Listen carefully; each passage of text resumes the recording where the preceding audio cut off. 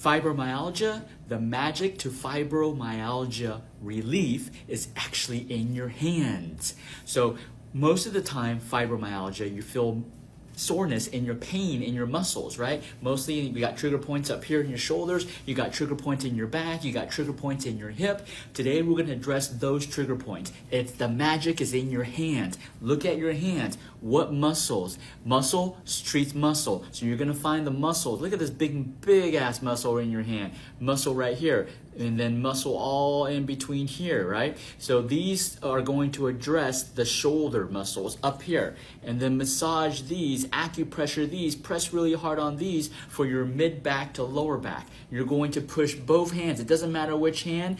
Push on these muscles to relieve the muscle tension, the pressure, fibro pain in your shoulders.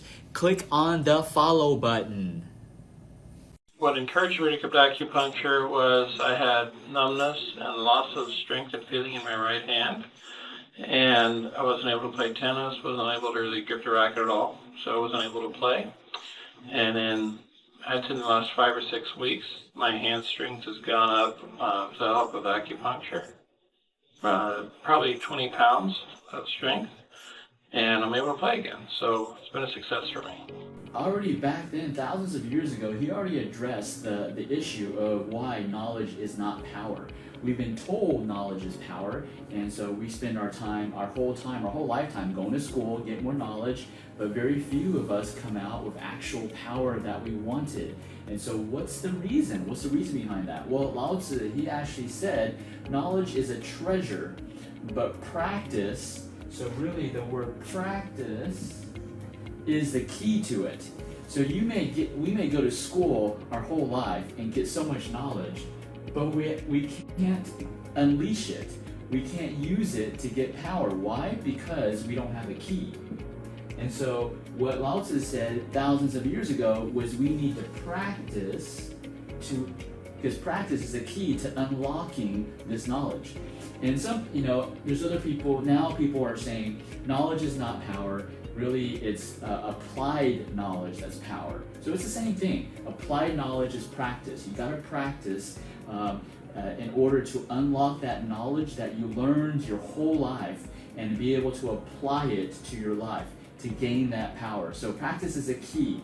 And practice, it's such a great word because you look at people like Michael Jordan, or if you're a tennis fan, Rafa Nadal, he's still dominating. Why? Because he practiced. Practice is the key. He knows how to play on the clay court. And even with Michael Jordan, the best basketball player of all time, the greatest of all time, what does he do? He practices. You read from his, I believe his trainer, I forgot what his trainer's name, but his trainer wrote a book about Michael Jordan. He was saying that one thing that separated Michael Jordan from everybody else was when Michael Jordan won all of his championships, the next day he went back to work. He went back to practice. He went back to shooting just free throws. I forgot how many free throws. I think he shoots 100 free throws. He makes 100 free throws before he goes on and does any other practices, any other drills. So that was a discipline that he did because he practiced every single day, even after he won the championship, the NBA Finals championship. He still practiced, and that's why he had the key to unlock the knowledge and power that made him the greatest basketball player of all time. So I thought this was pretty cool. And when you want to unlock the power of the knowledge, in regards to health, what I see very often is people go on the internet and they Google and they search for ways to improve their health. They gather all this knowledge, but yet they don't practice it. And that's why their health is still where it's at. It didn't improve. So getting more knowledge is not necessarily a great thing.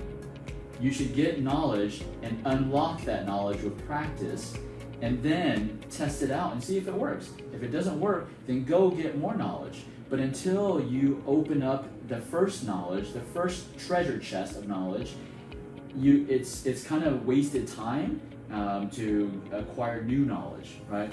So focus on one thing. Stop trying to go, if you're going to do, there's so many diets out there, paleo, Mediterranean, Atkins, keto diet, so many diets.